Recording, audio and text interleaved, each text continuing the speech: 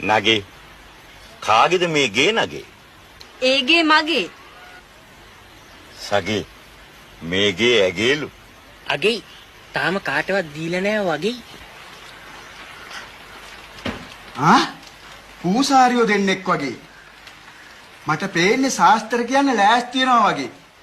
ගෑනුන්ට ශාස්ත්‍රකාරයෙක් කිව්වොත් ඊයේ මලක් පිපෙනවා වගේ. පින් සිද්ධ වෙයි. අතිල්ලන් ගල්ලන්න දෙන්න එපා නගේ.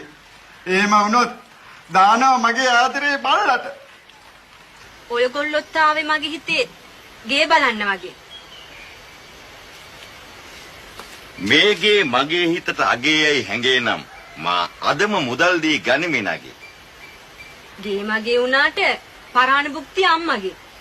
සගේ එසේනම් අවසර ගත යුතුයි මගේ මෝගේ. කාගේ? මෝගේ මෝගේ. දත් ටික ගලවනා බොගේ.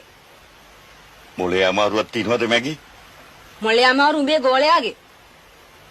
ගෝලයා කාට හොඳ නෑ බොගේ.